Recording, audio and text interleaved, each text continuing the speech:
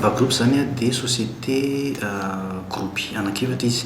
Ao ny société Nova Immobilier, Nova Construction, Nova Aménagement intérieur et extérieur dia Nova Conseil. Ny Nova Immobilier zany dia tena miankina amin'ny resaka hoe fivarotana tany sy trano dia manampy ny olona zany amin'izay zavatra izay. Ny construction ndray dia manao resaka construction fotsiny, manao trano, manao étude, réalisation, conception na trano. Ny aménagement intérieur sy extérieur ndray dia mikarakara ny ivelany sy ny ato anatin'ny trano. Ny conseil dia manampy ny olona fotsiny indray satria amin'izao no raha malala fikarakarana tany zany fa betsaka ny fisolokiana kely sy ny zavatra ohatrohatry izany.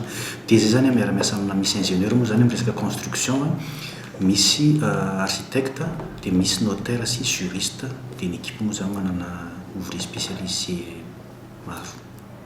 Tsisy olana ny resaka fikasika tany zany hoe Nova Group zany dia société anankiray promoteur immobilière, manao promotion zany zay Ambatobe.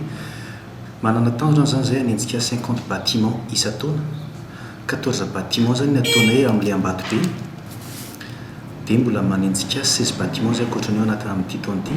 Dia izay koa zany société voalohany eto Madagasikara constructeur agréé amin'ny fanaovana polymure. Ity zany fanampiana amin'ny malagasy fotsiny fa tsy zany hoe l'extension de la ville aloha zany zay indrindra ny ataonay fa tsy le projet présidentiel zany izy ity fa fanampiana malagasy mihitsy zany mba hanana an'izany trano fonenana. Ny tanjona anatin'ilay projet zany dia mba ahafahan'ny olona manana trano eto Antananarivo, mba hoe manana trano fonenana mba manaraka amin'ny fenitra, zany hoe trano hipetrahana zany satria itsika indraindray dia efa lasa tsy dia mahazatra antsika intsony zany manana trano fonenana ara-dalàna zany. Dia mezaka mihitsy zany zay manampy malagasy manodolo tanana ny amin'izay hoe fanomezana trano ny olona araka ny tokony.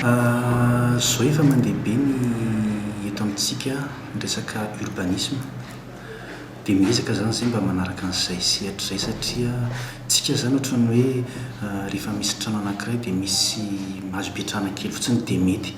Ny résidence ataonay zany ny prix aloha zany dia za tsy dia tena manao zavatra hoe lafo be zahay, no koa hoe miezaka mihitsy zany mba manao an'ilay trano satria raha hitantsika fotsiny zany zao ty le izy resaka le hoe polymure le ho ampiasaina amin'ny trano io zao.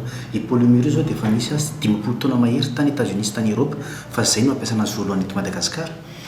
Ny mur complètement isolé, zany hoe sady isophonique, misy isolation phonique ny thermique. Ny tafo sandwich, zany hoe polytoit ny anaran'ilay izy, zany hoe tôle dia misy isolation dia misy tôle koa aty ambany. Izy io zany misy garantie décennale, anticyclonique, antisismique. Ny prix raha oharitsika amin'ny maison traditionnelle zany hoe en brique mety mihoatra 15% fotsiny, fa raha ohatra indray oharitsika amin'ny resaka parpaing zany izy maison en dur-tôle moa teneniko dia latsaka 15% indray izy raha parpaing resana, dia plus 15% izy raha brique, moins 15% izy raha parpaing.